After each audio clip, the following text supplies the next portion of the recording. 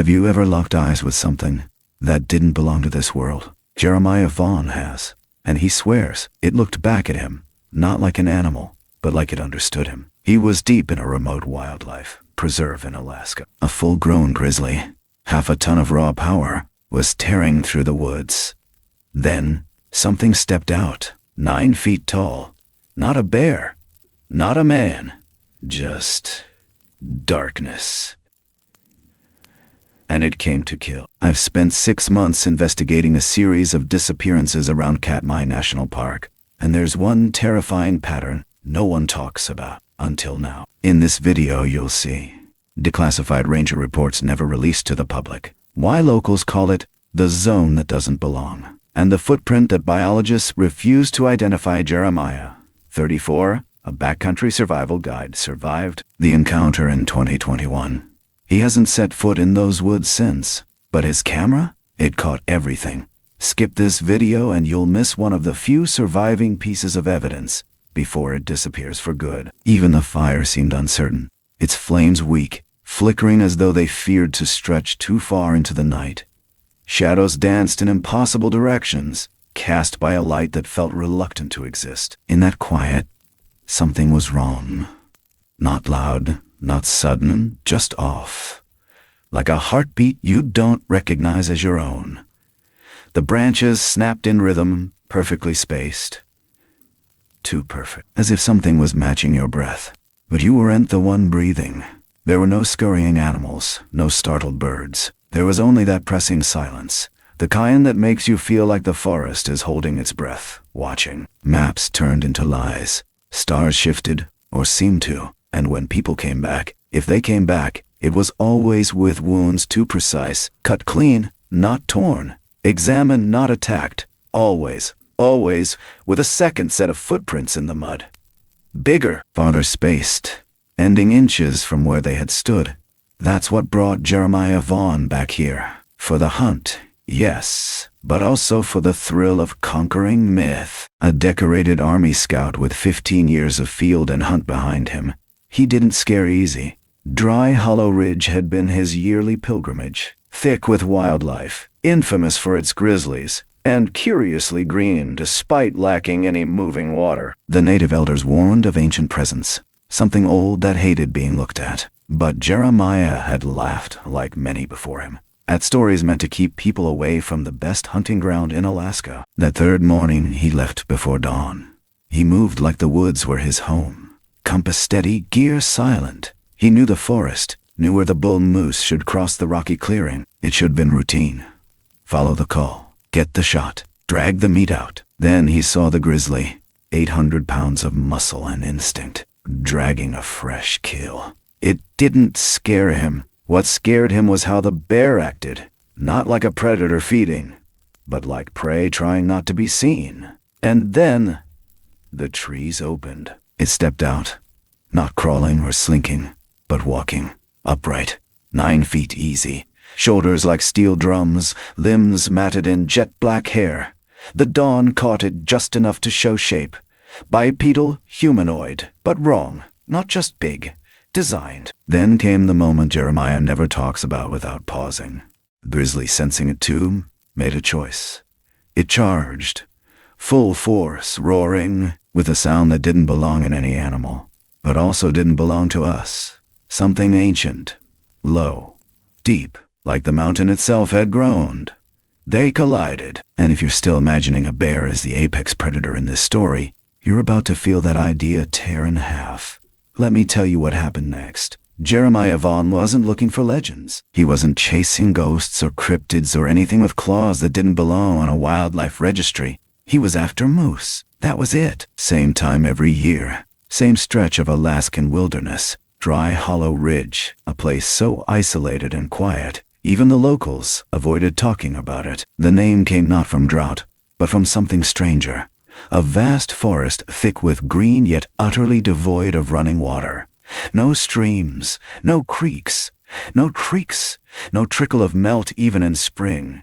It was the kind of place you either respected or avoided. Jeremiah, being a soldier turned hunter, did neither. He treated it like terrain to master. He thought he'd already conquered it. The third morning broke damp and low-hung with mist. He moved silently, methodically, every piece of gear checked twice, rifle balanced across his chest, compass steady in hand. The plan was simple. Intercept the bull moose who'd tracked the evening before. There was a clearing just 2 miles northeast, ringed by low boulders and half-dead spruce. It gave good cover and long sight lines. Jeremiah knew the trail the moose would follow. He always knew, but the forest didn't welcome him like before. The air felt heavier. The silence pressed him thicker. He caught himself glancing back over his shoulder more than once. Not from fear, but from instinct. The same twitch-trained instinct that once kept him alive overseas. Birds didn't stir. The wind didn't carry scent. Everything was too still. He dismissed it at first. Weather shifts, pressure changes, normal, or so he told himself. Reaching the ridge above the clearing, he took up position, binoculars out, rifle resting across his knees. The minutes stretched, just long enough to dull the tension, then movement. He tensed, expecting the flick of an antler. But what emerged from the tree line wasn't the bull. A grizzly. Big one. A grizzly. Big one. 800 pounds easy. Pulling something along with it. Small, limp-hooved. A moose calf. Typical predator behavior for the region. But the bear's movements were off. Jerky. Glancing. Not feeding. Guarding. Like it expected to be interrupted. And that's when the woods went darker. Not from cloud or wind, but from presence. The tree line directly across from him shuddered, not like a breeze, but like something breathing behind it. Then something stepped out, slowly, upright, towering, covered in hair so dark it drank the morning light. Shoulders impossibly broad, legs thick as tree trunks, arms too long, hanging low. His gait was deliberate, silent despite its mass. Jeremiah couldn't see its face, not yet, but he saw its posture. It wasn't stalking. It was claiming. The grizzly reared up, roar cutting through the silence like a blade. It lunged. The thing didn't move. It didn't roar back. It growled, low guttural like stone cracking under pressure. A sound Jeremiah had never heard before or since. The sound didn't echo. It sank, and in that instant, the forest changed. The two giants collided with a violence that shook the ridge itself. And Jeremiah, he didn't move, didn't breathe, because in that first impact he realized something terrifying. The bear hadn't stood a chance. The fight was over almost before it began. The bear launched forward in a blur of rage and weight, roaring with such force the trees behind it shook loose their frost. But the creature, whatever it was, didn't step back. It didn't dodge. It absorbed the impact like it had done this before. And then it moved. Not like a wild animal, but with a precision Jeremiah had only seen in combat. Controlled violence, the kind not born. The thing dropped its weight, pivoted its massive shoulders, and slammed the grizzly sideways into the ground, hard enough that Jeremiah felt the impact through his ribs. The bear rolled, regained its feet, came again. But this time the creature was ready. It stepped into the charge, let out that same haunting rumble from deep in its chest, and used both hands, not paws, to grasp the bear's fur and flip it onto its back like it was nothing more than a drunken man. What followed was something Jeremiah could barely track. Fur flew. Blood sprayed across the frost-bitten grass. The thing's claws, longer than human fingers, sharper than knives, dug into the bear's side not to fend off but to rip. It wasn't defending itself. It was dominating. And for a split second, Jeremiah thought it was over. The grizzly, reeling and roaring, reared up one last time, jaws wide, teeth bared. It lunged, and the creature caught it midair. Then came the sound Jeremiah will never forget. A wet, cracking noise like splitting wood, only thicker, heavier. The creature's arm plunged forward, fingers spearing into the bear's abdomen like a farmer gutting livestock. The bear screamed, a horrible gurgling sound that turned into a weak wheeze. Its legs twitched, its eyes glazed. Blood poured in thick rivulets down the creature's arm, steaming against the cold morning air. But it wasn't just the violence that left Jeremiah frozen. It was what happened next. The creature, breathing hard, chest rising and falling with slow control, lifted its head and looked directly at him. No hesitation. no surprise, just a long, steady gaze. And in that moment, Jeremiah knew it had known he was there the entire time. Not just known, it had allowed him to witness it. The eyes didn't shine like an animal's. They didn't flash with hunger or fear. They evaluated him, calculated. There was intelligence there, but something colder than logic, something older than instinct. And then, without a sound, the thing stooped down, lifted the bear's broken body over one shoulder, and turned back into the trees as if it hadn't just performed an execution, just a deliberate retreat. Its enormous footprints pressing deep into the earth with every step, fading into shadow. His mouth was dry, breath shallow. It was only when the wind shifted and the birds began to sing again, timid, tentative chirps, that he forced himself to rise. And that's when he noticed something he hadn't realized. The creature had walked in from the east, the same direction his camp lay waiting. Jeremiah didn't wait to see if it would come back. The moment his legs would hold him, he was moving. Quick, controlled, downhill through the trees with a rifle tied to his chest. Boots, nearly silent despite the speed. Every instinct he'd sharpened over 15 years, in combat and survival, screamed the same thing. Don't run blindly, but don't stay still. The air felt like glass, brittle and listening, as if any wrong move might shatter something much more dangerous than sound. He didn't look back, not once, because he already knew. If it wanted to follow, he wouldn't hear it, wouldn't see it. It would simply be there, like it had been all along. The trail to camp should have taken 45 minutes. He made it in less than 20. He barely registered the pack as he threw it together. No checking inventory, no repacking gear, just muscle memory and adrenaline. His hands trembled only once, when he reached for his knife and saw a smear of blood, not his, on the edge of his sleeve.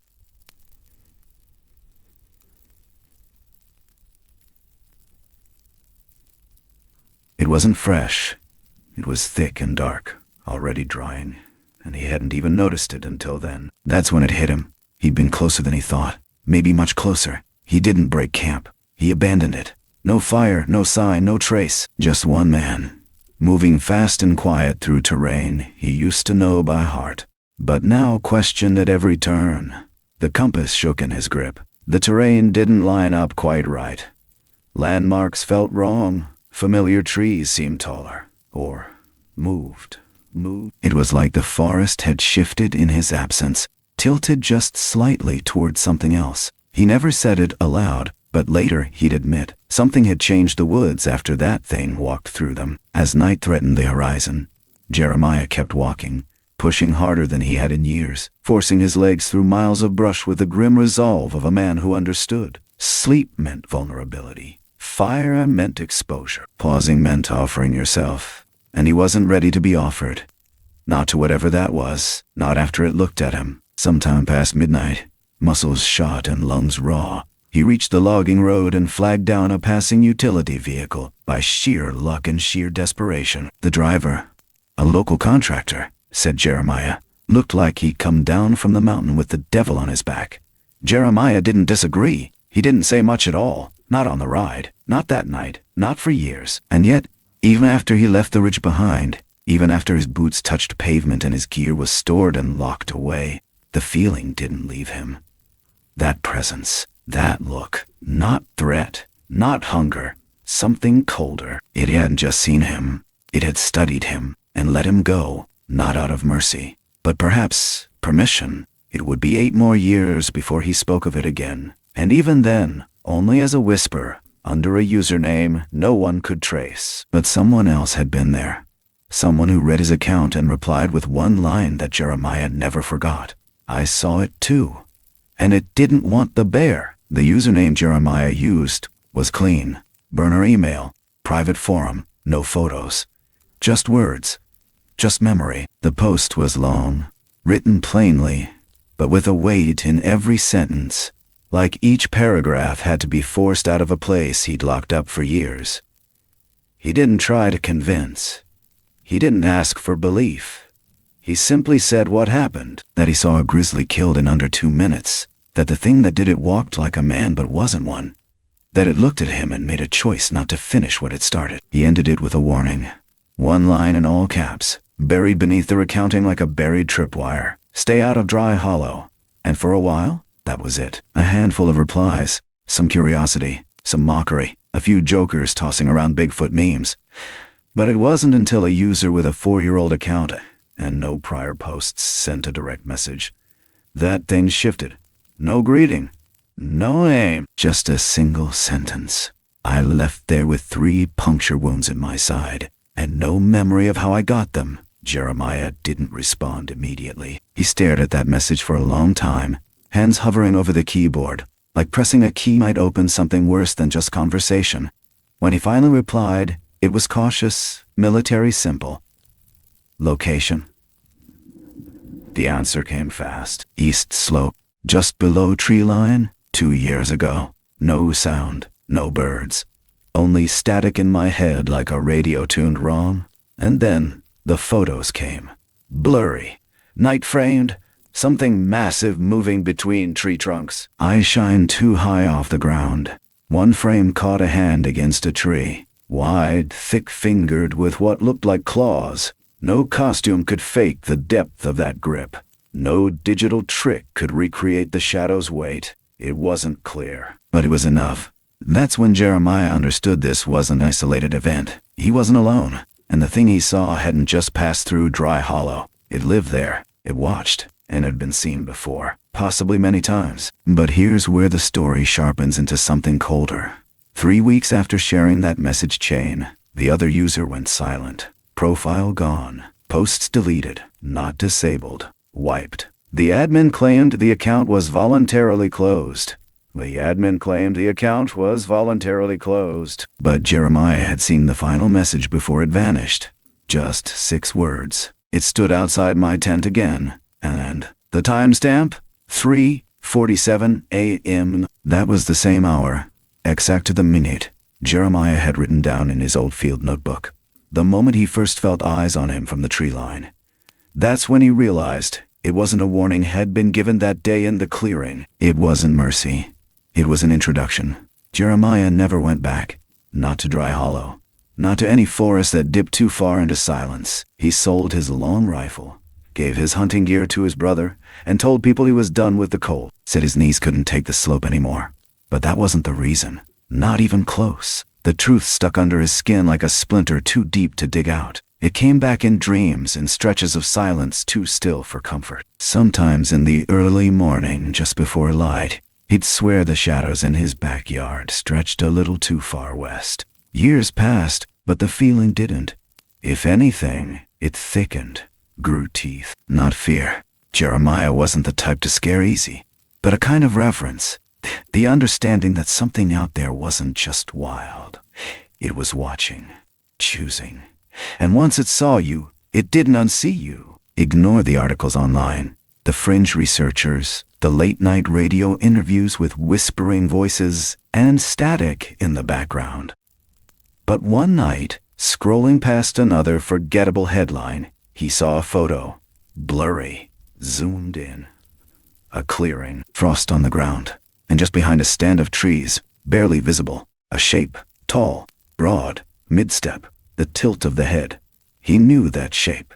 The article was a throwaway, some local news site reporting on a hunting ban near an Alaskan preserve. After a string of mutilated wildlife, officials claimed wolves. Locals disagreed. They said wolves didn't break bones in spirals. Wolves didn't gouge claw marks 9 feet high. Wolves didn't walk away leaving 2 perfect lines of tracks that stopped in mid-step like the earth swallowed them whole. Jeremiah read the piece twice, then again. And on the 4th read, he noticed something strange in the background. Behind the shape, almost hidden in the pattern of broken brush, another figure, smaller, kneeling, holding a camera, frozen in posture, like they hadn't expected to see what they were seeing. He knew that feeling. He stayed up until dawn that night, reading every archived mention of Dry Hollow from the past 15 years. There weren't many, but the ones that existed followed a pattern. Missing hikers, ruptured animal remains, and always a final line buried in each report. No signs of a struggle. Jeremiah printed the photo, pinned it inside his closet. Every morning he looked at it before pulling on his clothes. Not because he needed reminding, but because he understood now. What happened that morning in the clearing wasn't random. It was a message, not to him alone, to anyone who thinks the forest belongs to them. And though the world forgot Dry Hollow, the ridge didn't forget him.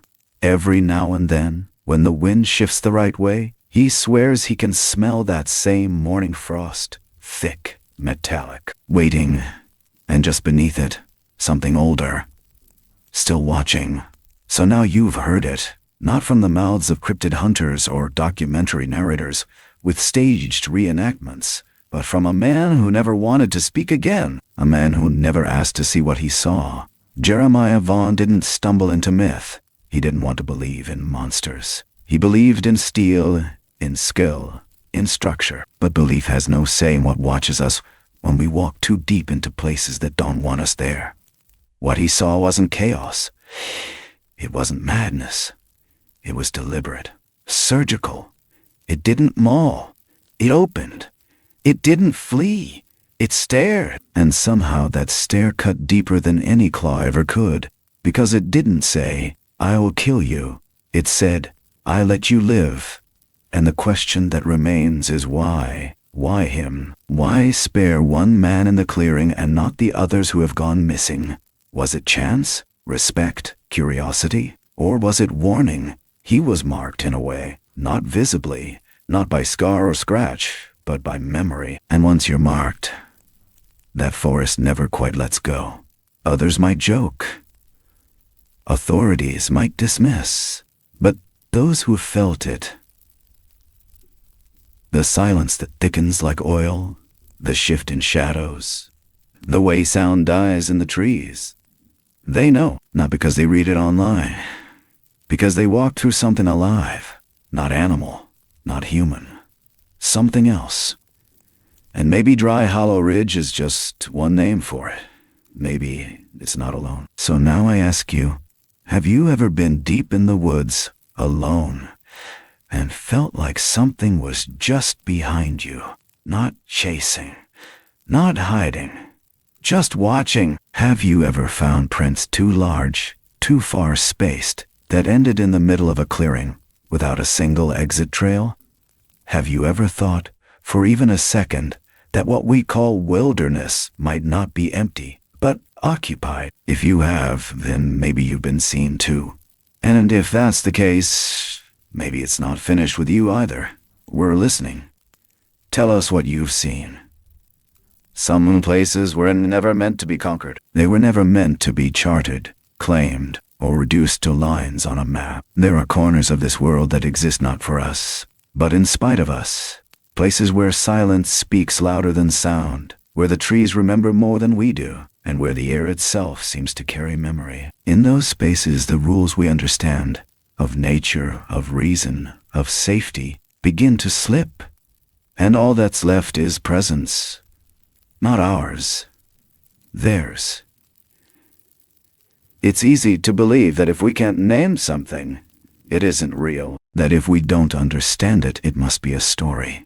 But what if the stories are only echoes of truths too old, too wild, or too patient to reveal themselves completely? What if the world is still stranger and deeper than we allow ourselves to believe? Sometimes the unknown doesn't knock down your door. Sometimes it just watches through the window, quietly, waiting for you to notice it's there. And when it does, it doesn't roar or strike. It listens. It measures. It decides. We spend our lives believing we're at the top of the food chain, the end of evolution, the final page in a long, wild book. But humility, true humility, means accepting that the page might turn again. That we might not be the ending. That something else might be watching us from just beyond the edge of the firelight, not with malice, but with memory. Because mystery doesn't always demand an answer. Sometimes it demands respect. If you've ever felt that cold stillness in your bones, that pressure in the air before sound disappears, you're not alone. And maybe that's the point. Maybe these stories aren't just warnings or wonders. Maybe they're reminders, quiet, powerful ones, that the world still has places beyond our reach, and that awe is not a weakness. It's a kind of wisdom. So thank you for walking with us tonight into the deep woods, where shadows think and silence speaks. If this story moved you, if it made you think, or made you remember something you haven't told anyone yet, let us know in the comments. We want to hear your voice. Share your story, add your page to the book, and if you'd like more journeys into the unexplained, the forgotten, and the things we were never meant to see, subscribe to the channel, turn on notifications, and join us. We're just getting started.